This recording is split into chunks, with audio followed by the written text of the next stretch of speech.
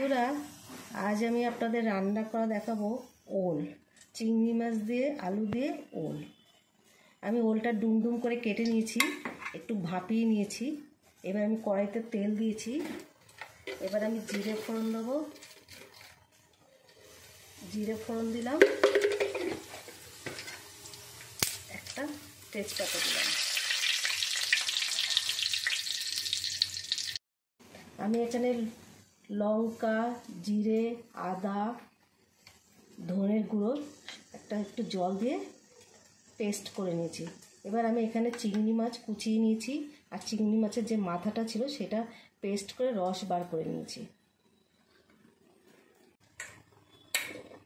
এবার আমার কড়াইটা হয়ে গেছে, দেখুন জিরে ফোড়নটা দেওয়া। এবার আমি এটা দেবো, তরকারিটা দেবো।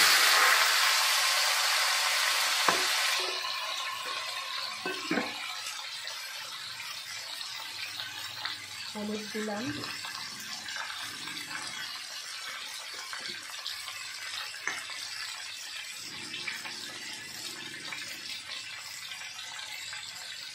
পরিমাণ মতো নুন দেবেন। একটু চেখে দেখবেন, যদি মনে হয় একটু লাগবে তখন আপনাদের মতন আপনারা মিশিয়ে একটু করে দেবেন।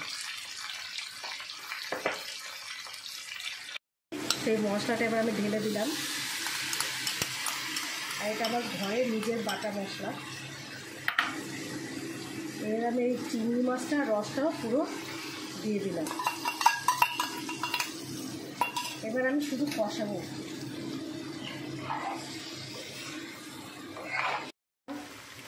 আমার কষানো হয়ে গেছে, দেখুন। এবার আমি জল দেবো।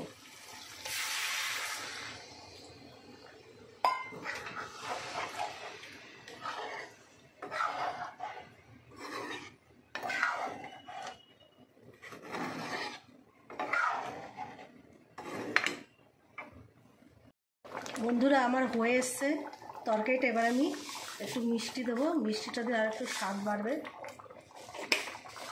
তারপর আমি একটু গরম মশলা দিলাম।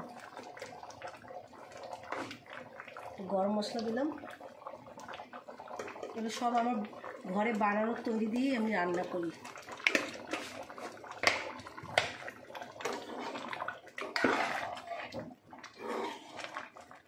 এবার দেখুন আমার পুরো কমপ্লিট হয়ে গেছে।